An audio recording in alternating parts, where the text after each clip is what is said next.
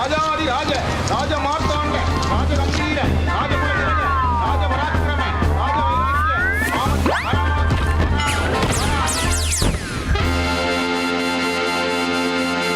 வணக்கம் மக்களை, இது நியூஸ் 18 தர்பார். நான் உங்க 7. நேற்று 6 மணியோட பிரச்சாரம் முடிஞ்சு போச்சா? ஐயோ முடிய போதுன்னு இறங்கி குபுன்னு இறங்கி தன்னால ரோடு ஊரம் பிளாக் ஆகி அதில் ஏகப்பட்ட விஷயத்தை வச்சிருக்கோமா? வாங்க நிகழ்ச்சிக்குள்ள போவோம்.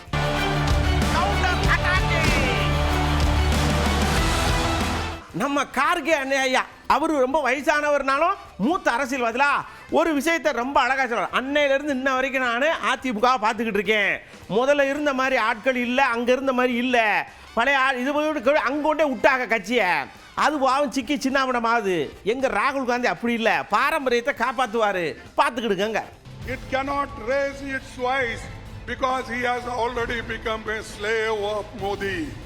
A man who is fighting against Modi is Mr. Rahul Gandhi. Bold, he is courageous, and he is the man who worked for poor people to understand the country's problem from Kanyakumari to Kashmir, West Bengal to Bombay. ஐயா, பிரதமரை பற்றி ஓரிரு வார்த்தைகள் சொல்லும்படி கேட்டுக்கொள்கிறோம்னு செய்தியாளர்கள் கேட்டாங்க. He is a டெரரிஸ்டாரு, அரண்டாங்க எல்லாரும். மக்களுக்கு எதிரான விஷயங்களை யாரெல்லாம் செய்கிறாங்களோ அவங்கெல்லாம் தீவிரவாதிகள் தான், என்னுடைய கணிப்புப்படி அப்படின்னு பிட்ட போட்டு முடிச்சார். How can they join with Modi, who is a terrorist and who won't believe in equality? His party won't believe in equality and justice. And these people are joining with them.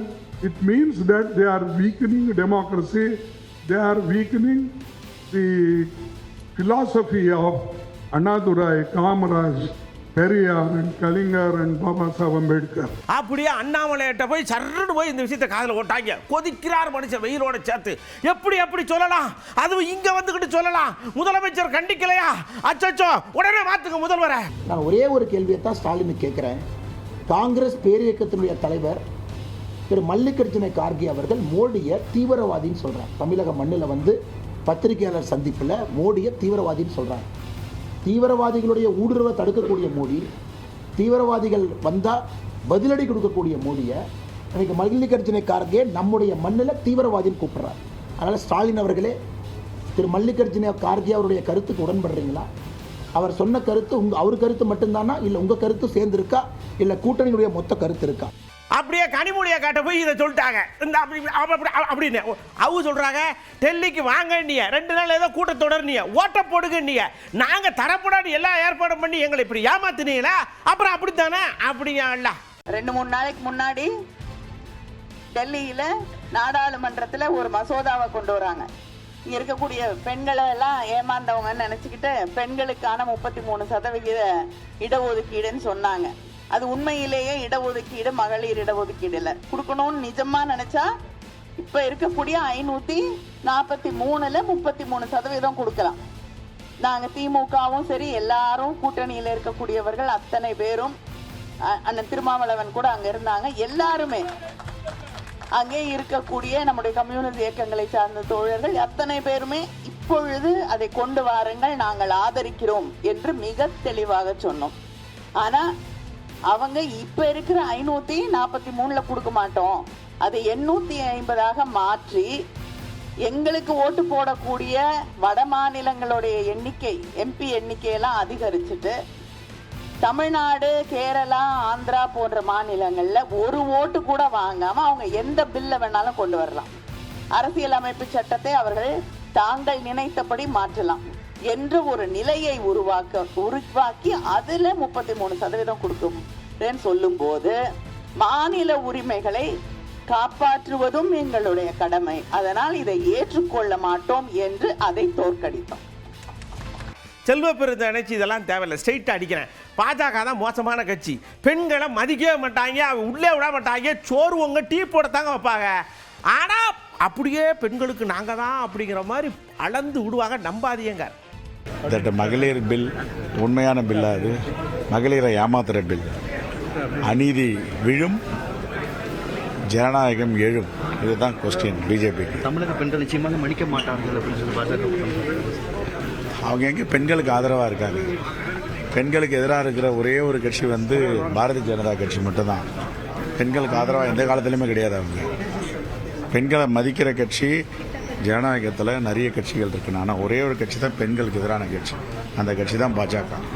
தடக்குன்னு இந்த KP ராமலிங்கம்னு ஒரு அண்ணாச்சி இருக்கார்லா, அவர் நான் டீமுக்கில் ஏற்கனவே இருந்தேன், அவங்க ஏற்கனவே மன்மோகன் சிங் ஐயாட்ட போய் இதெல்லாம் கொண்டு வராதிய பிரச்சனை ஆகிப்போம்னு ஏற்கனவே குச்சுன்னு சொன்னவங்க தான். இப்போ நான் இங்கே வந்துட்டவரா, எனக்கு அவ்வளோ பற்றி தெரியும், நீங்கள் நம்பாதீங்கிற மாதிரியே சொல்கிறாரு. இதுதான் ஊமை குத்தா குத்துறது உங்களுக்கு. தொகுதி வரைமுறையில் 39 தொகுதி 59 தொகுதியாக மாறுகிறது. ஆக 40 தொகுதிக்கு 20 தொகுதி கூடுதலாகத்தான் கிடைக்கப் போகிறது. உத்தரப்பிரதேசத்தில் இப்பொழுது இருக்கக்கூடிய 80 தொகுதி என்றால் அது 120 தொகுதியாக, ஒரு 40க்கு 20 40க்கு 20 என்கிற போது ஒரு அடிஷனலாக 40 வருகிற போது 120 தொகுதி ஆகிறது. ஆனால் 40க்கு 20, ஆனால் தமிழ்நாட்டில் 39க்கு 20. ஆக உத்தரப்பிரதேசத்தை விட தமிழ்நாட்டுக்கு அதிகம் தான் கிடைத்திருக்கிறது. ஆக அந்த கணக்கு பார்த்தா, விகிதாச்சார கணக்கு பார்க்கிற போது நமக்கு சரியாகத்தான் இருக்கிறது. ஆனால் தொகுதி வரையறை பற்றி அதுதான் இப்பொழுது அந்த சட்டமே இன்றைக்கு இவர்கள் எதற்கு தொகுதி வரையறைக்காக இவர்கள் எதிர்த்து வாக்களிக்கவில்லை, மகளிருக்கு உரிமை கொடுப்பதை எதிர்த்து வாக்களித்திருக்கிறார். அப்படியே பிரச்சாரம் சரி வேணையா வீடியோ போடுவோம் அப்படின்னு எடப்பாடி வீடியோ கொண்டு உட்காந்து எம்ஜிஆர் ஐயா கட்சி ஆரம்பித்தார், இதெல்லாம் கொண்டு வந்தாங்க, எங்கள் அம்மா வந்தாங்க பார்த்தாங்க, இதெல்லாம் கொண்டு வந்தாங்க. இந்த ரெண்டையும் நான் பத்திரமா பாதுகாத்து கொண்டு வந்து போட்டேன். புரட்சித் தலைவர் எம்ஜிஆர் அவர்கள் இளைய சமுதாயத்தை மனதில் வைத்து ஆரம்ப கல்வியில் சத்துணவை கொண்டு வந்தார். புரட்சித் தலைவர் எம்ஜிஆர் குறைந்த கட்டணத்தில் ஏழை எளிய நடுத்தர மாணவர்கள் கல்வி கற்க வேண்டும் என்ற தனியார் பொறியியல் கல்லூரிகள், பாலிடெக்னிக் கல்லூரிகள், கலை அறிவியல் கல்லூரிகள் தொடங்க அனுமதி கொடுத்தார். அதன் மூலமாக பல்வேறு நாடுகளில் இந்திய அளவிலும் உலக அளவிலும் உயர் பொறுப்பில் தமிழ்நாட்டைச் சேர்ந்தவர்கள் இருக்கின்றார்கள். புரட்சித் தலைவி அம்மா அவர்கள் பள்ளிக்கல்வி, உயர்கல்வி மாணவர்களுக்காக என்று இலவச சைக்கிள் மற்றும் லேப்டாப் கொடுத்து மாணவர்கள் முன்னேற்றத்திற்கு வழிவகுத்தார். அதுதான் நம் அண்ணா திராவிட முன்னேற்ற கழகம் அந்த தலைவர்களை பின்பற்றி அம்மாவின் ஆட்சியில் தான் ஆரம்ப கல்வியில் பல்வேறு கட்டமைப்புகளை உருவாக்கினார். செங்கோட்டையன் ஐயா மனசை திறந்து ஒரு விஷயத்தை சொல்றார். நான் பிரச்சனை இருக்கு, சடக்குன்னு என்னை கட்சியை விட்டு தூக்குனீங்க, வேட்டியை கட்டக்கூடாது, படத்தை வைக்கக்கூடாது, அதை செய்யக்கூடாது.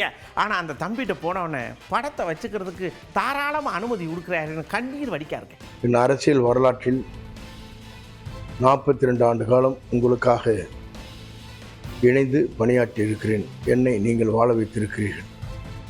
என் இதய துடிப்பே நீங்கள் தான், நீங்கள் இல்லாமல் நான் இல்லை. ஆகவே அப்படிப்பட்ட இந்த சட்டமன்ற தொகுதியில் ஒரு 3ஆம் தர பேச்சாளரைப் போல முக்கியமான பொறுப்பில் இருக்கின்றவர் பேசிவிட்டு சென்றிருப்பது எனக்கு மனவேதனை மட்டுமல்ல, இரவு முழுவதும் என்னால் தூங்க இயலவில்லை.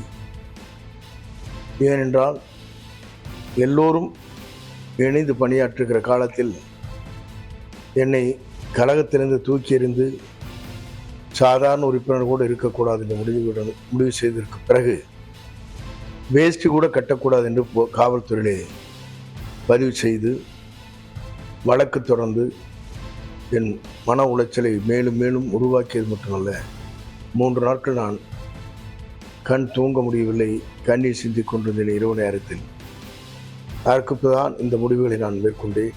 அப்படியே கமலையாட்ட போய் என்னையா அப்படி இப்படி நீ இங்கே பாருங்க, ஸ்டூடியோவில் உட்காந்துருக்க ரெக்கார்டிங் போய்கிட்டு இருந்த, அடுத்த ரெக்கார்டிங்கில் இப்போ வரும்போது பாருங்க பாட்டாகவும் வரும், வசனமாகவும் வரும், நடிப்பாகவும் வரும். வா அப்படியே அப்படியே அப்படியே அப்படிங்கிறாரு. அன்று பெரியார் நமக்கு சுயமரியாதையை தந்தார். அண்ணா அதற்கு அரசியல் குரல் தந்தார். கலைஞர் தன் அறிவாலும் உறுதியாலும் தமிழ் அடையாளத்தை காத்தார். ஸ்டாலின் இன்று கூட்டாட்சி தத்துவத்தின் காவல் வீரராக திகழ்கிறார். வெவ்வேறு தலைவர்கள், வெவ்வேறு காலகட்டங்கள், ஆனால் முழக்கம் ஒன்றுதான். அது தமிழும் தமிழ்நாடும் ஒருபோதும் தலைவணங்காது. அந்த கனல் இருக்கும் வரை தமிழ்நாட்டை எவராலும் ஒருமையிலும் சொல்லலாம், எவனாலும் வீழ்த்த முடியாது. அப்படியே திரும்ப அண்ணாச்சி வந்து ஒரு விஷயத்தை அன்புமணி ஐயாவுக்கு விளக்கி சொல்ற மாதிரி சொல்றார். நீங்க மத்திய அமைச்சரா இருந்தீங்கல்ல, என்ன செஞ்சீங்க? ஏதாவது செஞ்சீங்களா? இப்போ உட்காந்து குய்யா முறையான்னு கத்துறீங்க. நான் தான் அங்க போய் மேலே போய் இப்படி இப்படி இருக்கு, என்னென்ன இருக்கு, தமிழ்நாட்டில் இருக்கு, ஏதாவது பண்ணுங்கன்னு சொல்லி பண்ணி கொடுத்தேன். இப்போ உட்காந்துக்கிட்டு நீங்க என்னடான்னா தீய சக்தி இங்கே அது இங்கே இதெல்லாம் நல்லாவா இருக்குங்க. ஜாதிவாரி கணக்கெடுப்பு நடத்தினால் அடுத்த கோரிக்கை பெண்களுக்கு இடஒதுக்கீட்டில் எம்பிசிக்கு எவ்வளவு என்ற கேள்வி வரும். இப்ப எஸ்சி எஸ்டிக்கு 33% பெண்கள் இடஒதுக்கீடு வந்தா அது எஸ்சி பெண்களுக்கு தனியாக இடஒதுக்கீடு வந்துடும், 18% உள்ளொதுக்கீடு வந்துடும். 33% அதை 100க்கா மாற்றும் போது 18% எஸ்சி பெண்களுக்கான இடங்கள் ஒதுக்கப்படும். புரியுதா நான் சொல்றது? ஆனால் எம்பிசிக்கோ பிசிக்கோ இடஒதுக்கீடு கிடையாது. அது ஜெனரல் வந்துடும், விமன் ஜெனரல் அப்படின்னு வந்துடும், பெண்கள் பொது அப்படின்னு வந்துடும். எஸ்சிக்குன்னா பெண்கள் எஸ்சின்னு வந்துடும். அப்போ ஓபிசி பெண்களுக்கு இடஒதுக்கீடு வேண்டும் என்ற கோரிக்கையை எழுப்புகிற கட்சி விடுதலை சிறுத்தைகள் கட்சி. ஆனா அவங்க சொல்றாங்க திருமாவளவன் எஸ்சிக்கு தான் பேசுற ஆளு, பிசிக்கு பேசுற ஆள் இல்ல அப்படின்னு தவறா வதந்தி பரப்புகிறார்கள். தற்குறிகள் பரப்புகிறார்கள். தோழர்களே, இதை பேசிய ஒரே எம்பி நாடாளுமன்றத்தில் திருமாவளவன் மட்டும்தான். எம்பிசி மாணவர்களுக்கு ஆல் இந்தியா கோட்டா, அகில இந்திய ஒதுக்கீட்டில் மருத்துவ கல்வியில் இடஒதுக்கீடு இல்லை என்பதை கண்டுபிடித்த ஒரே இயக்கம் விடுதலை சிறுத்தைகள் கட்சி தான். நானும் தோழர் ரவிக்குமார் அவர்களும் தான் மன்மோகன் சிங் அவர்களை சந்தித்து அப்போதே மனு கொடுத்தோம். வருமான வரம்பு இன்னும் உயர்த்த வேண்டும். அவர்கள் சாதாரண ஒரு பீர் வீட்டு பிள்ளை கூட இப்போது இடஒதுக்கீட்டை பெற முடியாத நிலை இருக்கிறது. ஆகவே எம்பிசி பிசி மாணவர்களுக்கு இடஒதுக்கீடு, கல்வி வேலைவாய்ப்பில் இடஒதுக்கீடு கிடைக்க வருமான வரம்பு அளவை உயர்த்த வேண்டும் என்று முதலில் மனு கொடுத்த ஒரே எம்பி திருமாவளவன் மன்மோகன் சிங்கை பார்த்து அந்த வரம்பு உயர்த்தப்பட்டு இன்றைக்கு ஏராளமான இளைஞர்கள் பயன்பெறுகிறார்கள். இதை பாமக செய்யவில்லை, அன்புமணி செய்யவில்லை. அப்படியே நம்ம அரசியலின் புன்னகை மன்னன் டிடிவி அவர் வந்தார். வந்தோடனே கேட்டார், கேரளாவில் அணை கட்டுதாக நீங்கள் யாராவது டொக்கு டொக்குன்னு தட்டி கட்டியடா? கர்நாடகாவில் அணை கட்டுதாக எங்கேயாவது டக்கு டக்குன்னு தட்டி கட்டியடா? கேட்க மாட்டிய. நாங்கள் இனிமேல் கையில் சுற்றி வச்சு தட்டி கேட்போம் டக்கு டக்குன்னு அப்படின்னு கேட்க.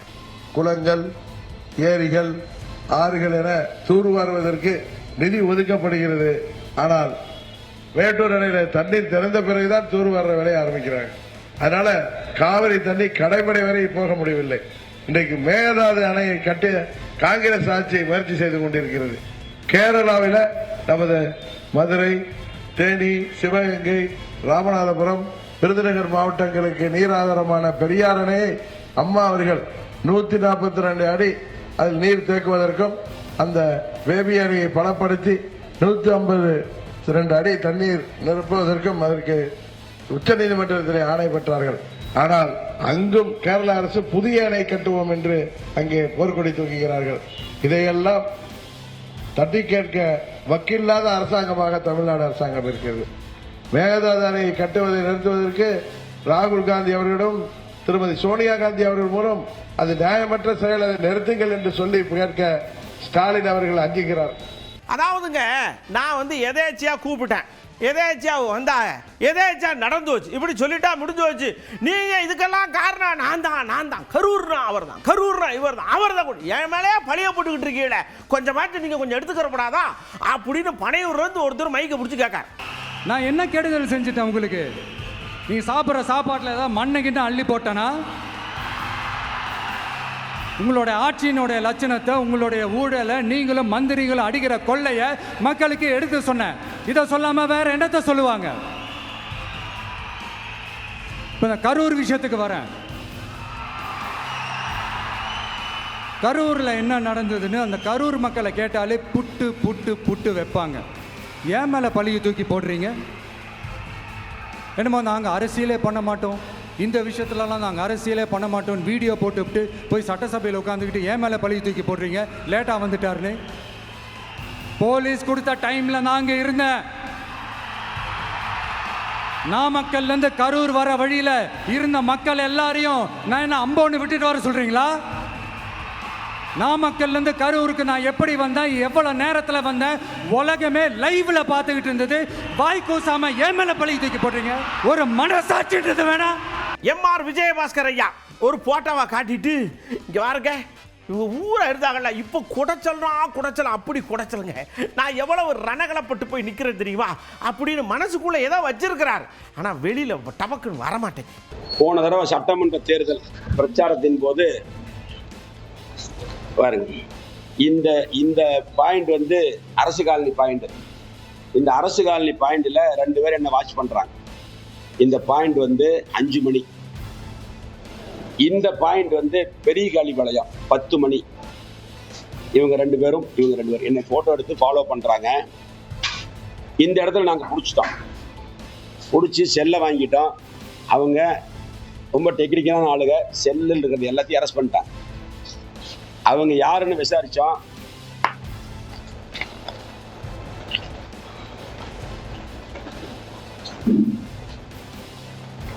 இவங்க தான் அவங்க முக்கிய புள்ளிகளோட இருக்கிறாங்க.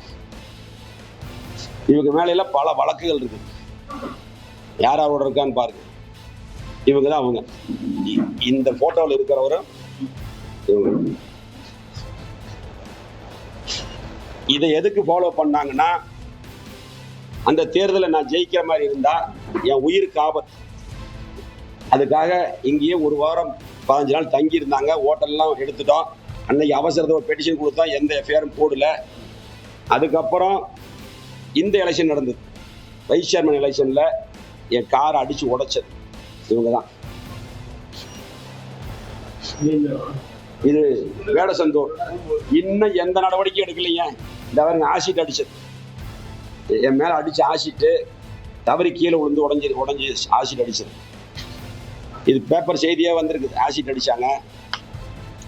அவங்க யாருன்னு சொன்னா இவங்க தான் அவங்க. குடுன்னு இன்னொரு விஷயத்தை இப்படி எடுத்து சொல்றேன்னு சொல்லிட்டார்ல. எதுக்கு இப்படி நீங்க இப்படி கேட்கீங்கன்னா, நான் 2 துப்பாக்கி கேட்டேன். 2 சைடு இப்படி வச்சுக்கிட்டு ஜேம்ஸ் பாண்ட் மாதிரி எடுத்து டொப்புன்னு சுடுறதுக்கு பாதுகாப்புக்கு கேட்டேங்க. ஆனால் தர மாட்டேங்க. இப்போ நான் டெல்லிக்கு அப்ளை பண்ணியிருக்கேன். ஏன்னா என்னை சுற்றி ஒரே நச்சரிப்பு கூட்டமாக இருக்கு, என்னால் முடியலைங்கார். இவங்கனால என் உயிருக்கு ஆபத்து இருக்கு. இது இப்போ சொல்லல, பேப்பர் தர்றேன். டெல்லியில் ஹோம் செக்ரட்டரி வரைக்கும், ஃபைனான்ஸ் செக்ரட்டரி எல்லாத்துக்கும் அனுப்பிச்சிருக்கிறேன்.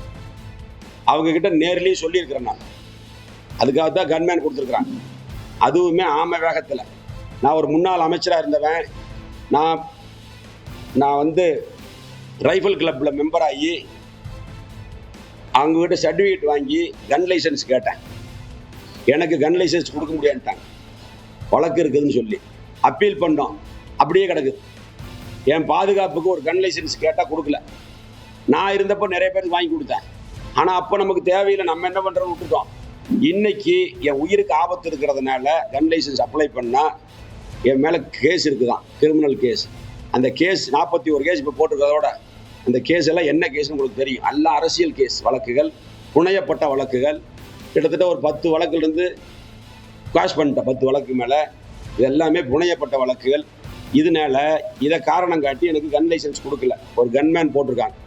இப்போ 2 நாளாக கூடவே ஒரு இன்ஸ்பெக்டர் போட்டிருக்காங்க. போலீஸை நான் கேட்கல, அதெல்லாம் அவங்களா போட்டிருக்காங்க. அதனால எனக்கு இந்த தேர்தலில் என் உயிருக்கு ஆபத்து இருக்குது. நான் எங்கேயா அவரை டார்ச்சர் பண்ணேன்? நானே அங்கேருந்து இங்கே வந்து நின்றுக்கிட்டு மக்கள் சேவையாற்றுவதற்காக நின்றுக்கிட்டு இருக்கேன். இடையில எவ்வளவு லென்த்து கேப் இருக்கு. அவர் சொன்னார், நீங்கள் வந்து என்கிட்ட கேள்வி வைக்கல. இதெல்லாம் நியாயமா? அவரை விடுங்கங்க அப்படின்னு செந்தில் பாலாஜி கடந்து போறார். நான் கோயம்புத்தூர்ல இருக்கேன், அவர் கரூர்ல இருக்காரு. இங்கிருந்து எப்படி இந்த போர் நடக்குதுல்ல, ஏவுகணை தாக்குதல், அது மாதிரி எதுவும் தாக்குதல் நடத்துறதான்னு கேட்குறேன். அவர் தான் ஏற்கனவே மனுவெல்லாம் கொடுத்துருந்தாரு காவல்துறையில, எனக்கு வந்து துப்பாக்கி ஏந்திய போலீஸ் பாதுகாப்பு வேணும்னு. அதான் கேட்டு வாங்கிக்க வேண்டியதானே. கேட்டா கொடுக்க போறாங்க, கேட்டு வாங்கிக்க வேண்டியதானே. அது சார் என்ன சார், நான் இங்க ஒரு பக்கம் வேட்பாளர், அவர் அங்க ஒரு பக்கம் வேட்பாளர், சொல்லக்கூடிய கருத்து நியாயமான கருத்தா இருக்கு. அதாவதுங்க ஒரு மத்திய அரசின் கையில் இருக்கக்கூடிய சில பல விஷயங்களை மாநில அரசு தான் செய்யணுங்கிற மாதிரியே பேசுறாங்க. இந்த ஹால்மார்க் விஷயத்தை கூட நீங்க அப்படியே எடுத்துக்கலாம், அது அவங்க தான் பண்ணணும். ஆனால் செந்தில் பாலாஜி நினைச்சா பண்ணியிருக்கலாம், தும்முனா பண்ணியிருக்கலாம், உட்காந்தா பண்ணியிருக்கலாம்னு சொன்னா என்னையா இது உங்களை வச்சுக்கிட்டு அப்படின்னு இங்கே ஒருத்தர் தனால புலம்புறார். அது நீங்களும் பாருங்க, எப்படி தேர்தல் நடைமுறைகள் என்ன இருக்கு, விதிமுறைகள் என்ன இருக்கு, அதையெல்லாம் கடந்து எப்படி உண்மைக்கு மாறான ஒரு பொய்யான செய்திகளை முன்மொழிகிறார்கள் என்பதை பொதுவாக அவங்களுக்கு கோவையில் இருக்கக்கூடிய, குறிப்பாக தெற்கு தொகுதியில் இருக்கக்கூடிய அதிமுக வேட்பாளருக்கு அவர் தோல்விங்கிறத உணர்ந்துட்டார். அதனால் ஏதேனும் குறைகளை சொல்லி இந்த நேரங்களில் அந்த செய்திகளை வெளியிட வேண்டும் என்பதை அவர் வாடிக்கையாக வச்சிருக்கார். உதாரணத்துக்கு நான் ஹால்மார்க்கை பற்றி சொல்கிறேன். உண்மையாலுமே ஒரு வேட்பாளர் ஒரு தரமான வேட்பாளராக இருந்தால், நன்கு அறிந்தவராக இருந்தால், ஒரு செய்தியை வெளியிடுவதற்கு முன்பாக, ஒரு செய்தியை பகிர்ந்து கொள்வதற்கு முன்பாக அதனுடைய உண்மை தன்மைகளை தெரிந்து கொள்ள வேண்டும். ஹால்மார்க்ங்கிறது ஒன்றிய அரசினுடைய நிறுவனம், அவங்க கொடுக்கக்கூடிய அனுமதி. அதை எப்படி நான் ஒரு மாநில அரசை கொண்டு நான் எப்படி அதை தடுக்க முடியும், அதை எப்படி நிறுத்தி வைக்க முடியும், அதுக்குள்ள எப்படி நம்ம அடுத்த நிலைக்கு போக முடியும்? அதனால உண்மைத்தன்மை தெரியாமல், யார் அதற்கான தலைமை என்பதை கூட தெரியாமல் தெற்கு தொகுதியுடைய வேட்பாளர் பணியாற்றி கொண்டிருக்கிறார். ஒரு தோல்விங்கிறது தெரிஞ்சு போச்சு, அதனால இது போன்ற கருத்துக்களை முன்வைக்கின்றார். அண்ணாமலை பேச்ச நீங்க எப்படிங்க நம்பலாம் அப்படின்னு கேட்காரு. ஏன் அவர் 20,000 புஸ்தகம் படித்தவர், நாட்டு நடப்பு பல தெரிஞ்சவர், கவர்மெண்ட்ல வேலை பார்த்தவர். ஆனா அவர் பில்லு தானே கொடுக்கவே இல்லையே. வாட்ச் வாங்கிட்டு வந்தாருல, துண்டு சீட்டை கொடுத்தாரு, பில்லு கொடுத்தா தானே என்ன ஏதுன்னு கேட்க முடியும் அப்படின்னு இந்த பக்கம் அப்படி அடிக்காரு. ஆமா, வாட்ச் ஓடுமா என்னன்னு தெரியல. வாட்சுக்கு பில்லு கேட்டோம், கடைசி வரைக்கும் கொடுக்காம அந்த மளிகை கடையில் ஒரு துண்டு சீட்டு கொடுப்பாங்கல்ல, உளுந்தம்பருப்பு, பாசி பருப்பு, பட்டாணி பருப்புன்னு, அது மாதிரி ஒரு துண்டு சீட்டை கொடுத்து இதுதான் வவுச்சர்னு கொடுத்தாரு. ஃப்ளைட்டில் ஏறி எமர்ஜென்சி எக்ஸிட்டை திறந்துட்டு அவங்களும் 2 தலைவர்களும் மன்னிப்பு கடிதாசி கொடுத்துட்டு வெளியில் வந்தாங்க. என்னுடைய நண்பர்கள் தான் எனக்கு வீட்டு வாடகை கொடுக்குறாங்க, சாப்பாட்டு காசு கொடுக்குறாங்கன்னு சொன்னார். ஆயிரக்கணக்கான கோடியில் சொத்து வாங்குறாரு. இதெல்லாம் சொந்தெல்லாம் அவர் ஒத்துக்கிட்டாரான்னு கேட்குறேன். எங்கேருந்து இந்த சொத்தெல்லாம் சம்பாரிச்சேன், எப்படியெல்லாம் வந்துச்சுன்னு ஒத்துக்கிட்டாரான்னு கேட்குறேன். 4 ஆட்டுக்குட்டி வச்சிருக்கிறவர் எனக்கு போதும்னு சொன்னவர் எப்படி இங்கே கோயம்புத்தூரில் எத்தனை ஏக்கர் சொத்து வாங்கியிருக்காரு, அதனுடைய மதிப்பு என்ன, எங்கேருந்து அந்த பணமெல்லாம் வந்துச்சு, ஏன்னா அவர் மண்வெட்டி எடுத்து வெட்டினாரான்னு கேட்குறேன் நான். இல்லை தோட்டத்தில் போய் 1000 ஆடு வாங்கி மேய்ச்சி அந்த ஆடெல்லாம் குட்டி போட்டு அது சந்தை கொண்டே விற்று அந்த காசை கொண்டு அந்த பூமியெல்லாம் வாங்கினாரான்னு கேட்குறேன் நான். சொல்லக்கூடியவர் அவர் ஒரு தியாகியாக இருக்கணும். அந்த வார்த்தைக்கும் அவருக்கும் அந்த துளி கூட பொருத்தமில்லாத நபர் அவர். ஒரு வகையில் என்னன்னு கேட்டீங்கன்னா, உறக்க பேசினா அது உண்மையாயிரும் நினைச்சு அந்த செய்தியில் நீங்க தலைப்புச் செய்தியா போடுவீங்க, லைவ்ல காட்டுவீங்கன்னு. உறக்க பேசினா அதெல்லாம் உண்மையாகாது, உண்மையை பேசணும். ஐயா, பில்லு கொடுப்பீங்களா கொடுக்க மாட்டீங்களா நாங்கள் ஒருத்தர் கேட்காருன்னு அண்ணாமலை போய் கேட்டோடனே அவர் பில்லு பற்றி பேசவே இல்லை. அவரை கொண்டே உள்ள 1 வருஷம் வச்சிருந்தாங்களா, அதனால அவர் வேற மாதிரி ஏதாவது பேசிட்டே இருப்பாரு. அதை தூக்கி விடுங்க. நான் ரொம்ப பரிசுத்தமானவன், நான் ஆசீர்வாதிக்கப்பட்டவன், ஏன்னா நான் அப்படித்தான் அப்படிங்கிறாரு. கடைசி வரைக்கும் பில்லு வர மாட்டேங்க. செந்தில் பாலாஜி அவர்கள் அரசு வேலையில் இருந்திருக்காரு, அரசு பணத்தில் இருந்திருக்கிறாரு. 471 நாள் புலால் சிறையில் இருந்த பொழுது அரசு அவருக்கு சம்பளத்தை கொடுத்துக்கிட்டு இருந்துச்சு.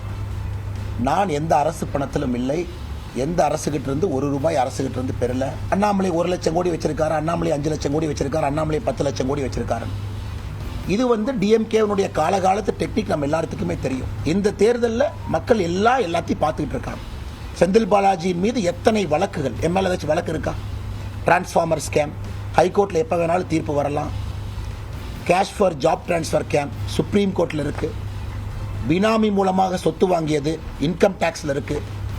என்ஃபோர்ஸ்மெண்ட் டைரக்டரேட்டில் இன்னும் 3 இருக்கு.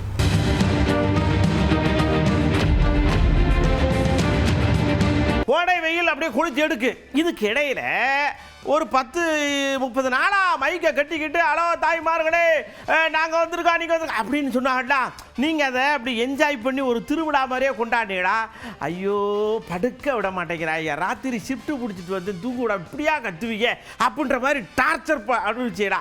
சொல்லுங்க அப்படின்னா அவங்களும் மைக்கை அதை ஓப்பன் பண்ண மாதிரியே பேசியிருக்காங்க. இந்த தேர்தல் ரொம்ப அருமையான ஒரு பரப்புரைகள்லாம் இருந்துச்சுங்க.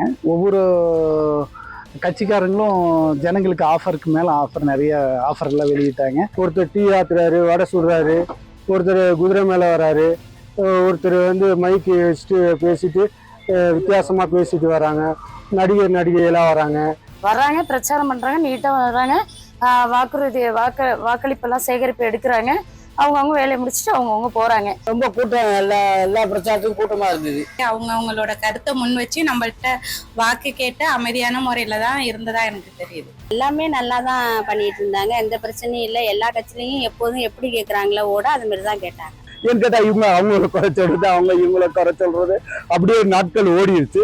எல்லா கட்சிக்காரங்களும் அவங்கவுங்க வாக்குறுதியை சொல்லி பிரச்சாரத்தில் ஈடுபட்டாங்க. பொதுமக்களுக்கு எந்த அச்சுறுத்தலும் கிடையாது, நீட்டாக இருந்துச்சு. மற்றபடி போலீஸ் வந்து கரெக்டாக கண்ட்ரோல் பண்ணிட்டாங்க. அது எல்லா கூட்டம்லாம் ஒன்றும் அதனால வந்து எந்த இடர்பாடும் ஏற்படல.